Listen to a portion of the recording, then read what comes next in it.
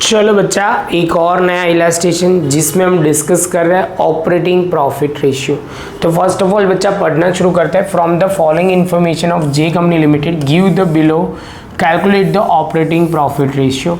Formula clear होनी चाहिए, दोनों मेथड से हम करेंगे जिससे क्लैरिटी आ जाएगी। तो ऑपरेटिंग प्रॉफिट रेशियो में सबसे पहले ओपनिंग स्टॉक दिया हुआ है, परचेज दिया हुआ है, परचेज एक्सपेंस दिया हुआ है, ऑफिस एक्सपेंस दिया हुआ है, इंटरेस्ट पेड। तो आप बोलोगे सर इसको हम ध्यान में ही नहीं लेंगे क्योंकि ये ऑपरेटिंग एक्सपेंस में नहीं आता, तो वो इसको कंसिडर नहीं करेंगे।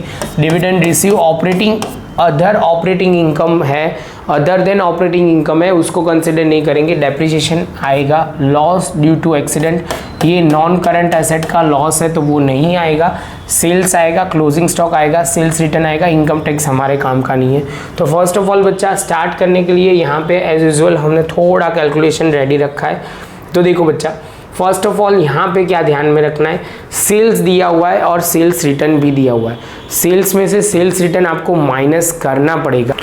तो बच्चा सबसे पहले हमें जो करना पड़ेगा, सेल्स में से सेल्स रिटर्न माइनस करना पड़ेगा तो नेट सेल्स आ जाएगा। तो सबसे पहले बच्चा हमने ये सेल्स रिटर्न लिया और यहाँ से सेल्स हमारा था 8 लाख, वो लिया। तो 8 लाख माइनस 30,000 7 लाख 70,000, जो हमारा सेल्स होगा बच्चा वो 7 लाख 70,000 होगा। पहले ये पॉइंट समझ में आया बच्चा। इसके बाद बच्चा अब हम क्या करेंगे, तो दूसरा पॉइंट, अब हमें कॉस्ट ऑफ गुड्स सोल्ड ढूंढना है। तो यहाँ पे opening stock plus purchase expense minus closing stock, जिसको हम बोलेंगे कॉस्ट ऑफ गुड्स सोल्ड।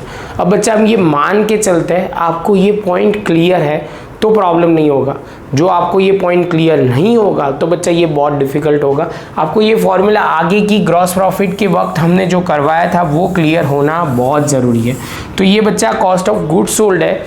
उसके बाद दो चीज़ हमें ध्यान में रखना है, वो है ऑफिस एक्सपेंस। यहाँ पे हमें दिया हुआ है ये ऑफिस एक्सपेंस एंड डेप्रिसिएशन, दो चीज़ हमें लेनी है। ऑफिस एक्सपेंस एंड डेप्रिसिएशन दोनों चीज़ कंसिडर करेंगे और टोटल हमारा 6 लाख लिख लेंगे। ये क्लियर है। तो हमारे पास कॉस्ट ऑफ गुड्स सोल्ड भी आ गया। और आप बोलोगे सर दूसरी चीज़ जो इम्पोर्टेंट है वो हमारे पास ऑपरेटिंग एक्सपेंस भी आ गए। तो यहाँ पे हमने क्या किया, तो यहाँ पे 7 लाख 70,000 माइनस 6 लाख करेंगे तो ऑपरेटिंग प्रॉफिट आ जाएगा। ऑपरेटिंग प्रॉफिट आते ही बच्चा आप बोलोगे सर हमने सिंपल फॉर्मूला में वैल्यू पुट की और आंसर आ गया।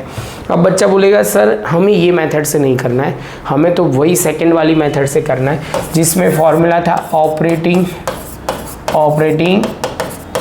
रेशियो, जिसमें आप लिखोगे सर यहाँ पे आप लिखो operating ratio is equal to COGS plus operating expense divide by sales into 100। तो यहाँ पे आप बोलोगे sir cost of goods sold जो हमारा है कितना, तो है 5,10,000। यहाँ पे बोला जाएगा ऑपरेटिंग एक्सपेंस 6 लाख है कितना 90,000, टोटल हमारा 6 लाख होगा। सेल्स जो है 7 लाख 70,000 इंटू 100। तो ये सॉल्व करोगे तो ये हो जाएगा 6 लाख, ये 7 लाख 70,000 इंटू 100। तो ये सॉल्व करते हैं तो क्या आएगा बच्चा, तो यहाँ पे हम करते हैं तो आप बोलोगे sir 6 lakh into 100 divide by 7 lakh 70,000, solve करोगे तो हो जाएगा 77.92%। कई बच्चे बोलेंगे सर आंसर नहीं आया, बच्चा सम बाकी है वो ध्यान रखो। तो यहाँ पे क्या होगा, आप बोलोगे sir operating profit ratio is equal to 100% minus operating ratio जो हमारा है 77.92%, तो वो लिखा, माइनस करेंगे कितना होगा 100 में से, तो आप बोलोगे सर 22.07%।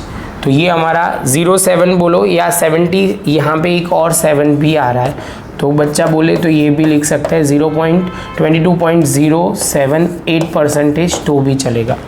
ये आपको मेथड क्लियर होनी चाहिए, कोई भी सम कोई भी मेथड से करो, आंसर प्रॉपर आना चाहिए और स्टेप क्लियर होने चाहिए। तो बच्चा ये पॉइंट क्लियर होते ही अभी हम चलते हैं नेक्स्ट सेशन में, नए लेक्चर में हम आगे जाएंगे। टेक्स्ट बुक में जो एक्सरसाइज में दी है वो सम करेंगे। सीक्वेंस में जा रहे हो तो आपको कोई प्रॉब्लम नहीं पड़ेगी, बस आपके सम होते जाएंगे, लेकिन आप भगाना नहीं, समझ के करना जो आपके लिए अच्छा होगा। मिलते हैं नेक्स्ट लेक्चर में बच्चा नए सम के